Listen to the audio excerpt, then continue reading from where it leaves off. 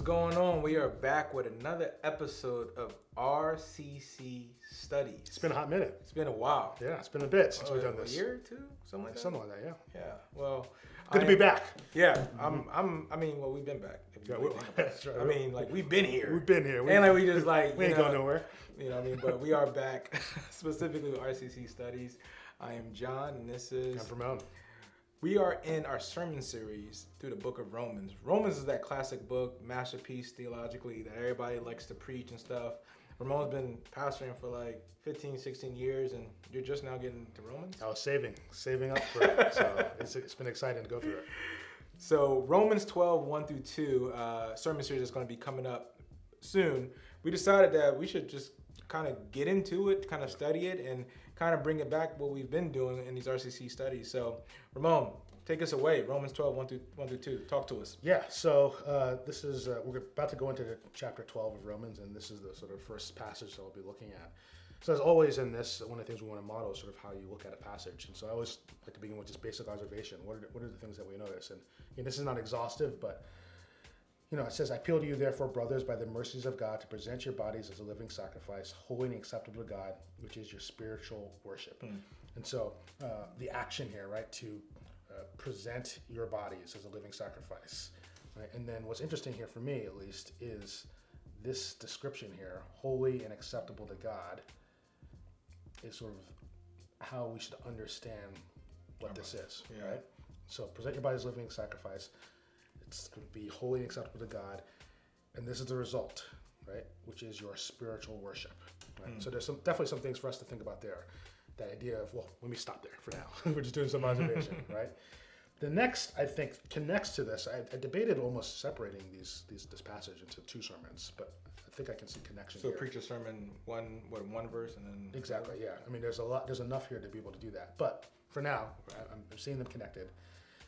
This next section, do not be conformed to this world, but be transformed by the renewal of your mind, that by testing you may discern what is the will of God, what is good and acceptable and perfect. So I think this verse helps us do what we see in verse 1.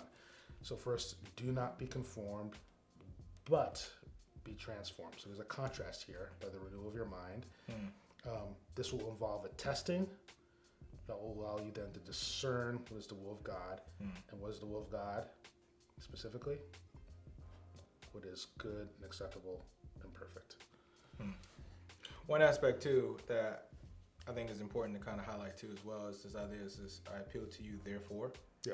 I think this is a key thing because when you think about the book of Romans, specifically from Romans 1:18 all the way to Romans 11 verse 36, like Paul says all of that stuff and he says a whole bunch regarding different teachings and doctrines and whatnot, and then we get to this and he says, therefore, brothers, right, by the mercies of God, to present your bodies as a living sacrifice. So everything that he was saying previously, he's now kind of transitioning to what we should kind of apply, so to speak, or the implications of it. And I think that's a pretty important thing to kind of think about. Another thing too, whether you break it down to do two sermons or not, this idea of the being transformed by the renewal of your mind. I wanted to kind of talk a little bit about that. I think that's one of those, and I'd love to hear your thoughts about it. But when we think about, not being conformed to this world, not following the patterns of the prince of the air, like Satan and whatnot, in our culture, I think there's a lot of renewing of the mind that I think that we need. And this is a good word too for people that are caught up in different, conspiracy theories, people that may be struggling with mental health. There's a lot to be said in this idea of being transformed by the renewal of your mind and not this world. What are some thoughts you have about that? Yeah, I think that the contrast here is important. So first, do not be conformed, right? But, actually the but's right there. But be transformed, right? And so the connection between the two. There's a way in which we fit along with the course of this world that we need to reject, but instead allow our minds to be transformed, allow God to do his work, right? And that brings us to because by doing so, right, then we're able to actually understand what is right and what is good, what is acceptable. Right? This is what people want. I want to know what the will of God is, right? I want to know what's going on in the world. I want to know what's good and acceptable and perfect. There is a renewal that needs to happen for that to happen. Now, again, this is connected to verse 1, I would argue, right? And so it's almost my early sort of idea of what a sermon title for this would be is almost like a body and mind worship, right? That I love this idea of our bodies, our whole selves, right, are a living sacrifice, right? That's our spiritual worship. Your worship isn't just the fact that you sing songs on Sunday, right? Your worship is the engagement of your whole life, your whole body. It's a comprehensive thing, right? That your whole life is being offered to God, that it might be wholly acceptable. So if I'm understanding this right, that happens, one of the ways that your body can be a living sacrifice is the degree in which your mind is renewed, right? So, so your spiritual warfare, for that to happen, we need this renewal process, right? So then by that way, we can know what we should be doing, what's good and perfect, acceptable and perfect, which allows us then to be holy and acceptable before God. That's good. That's good. The idea of body, you said body and mind worship. Is that a rough title right now? That's a rough title. I'd like to give my message today. What do you like to say at the beginning of your sermons? I like to title my message today. Even though John does this. I have a couple things. I like to label my message. I like to label my message. I like to title my message. I like to tag this message today in our exchange. You like that? The exchange part. That's so John. Maybe you should start title your sermon some more. Oh, I know. You know how I feel about titles.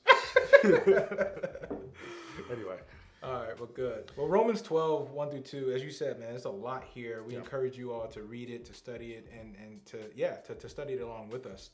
In a couple weeks, he's going to be preaching this, but anything else before we wrap up, Pastor B? Yeah, I mean, obviously, we've touched a little bit on application, but I think what I would encourage you guys, as you read this on your own, to ask yourself, in what ways do I see my body being given over as worship to God?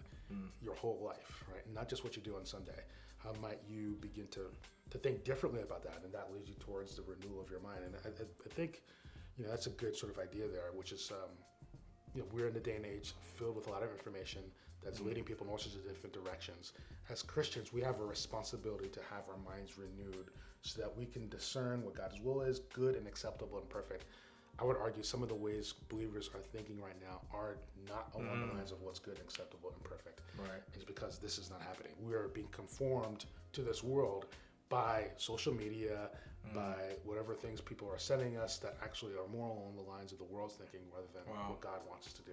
How do we know what God wants us to do? We have our word here, right? That's how our minds obviously end up being renewed so that then our lives, our bodies could be acceptable to God. Yeah, that's good. All right, man. I'm looking forward to the sermon. Hopefully this was enough for you to kind of work on. Yeah. All right, guys. Well, listen. What we want you to do is we want you to get into the comments. We want you to talk what you think regarding this passage, Romans 12, 1 through 2. What do you think about it? What do you think it means to present your whole bodies, as Pastor Vermon said? What does it mean to be a living sacrifice? What are the ways that you maybe individually need to be transformed by the renewing of your mind? We want to talk. We want to engage with you and talk with you in the comments. So we encourage you to do that. But with that said, this is our first RCC study back, and there'll be many more to come. As we always say, love God, love people. We are out. Peace.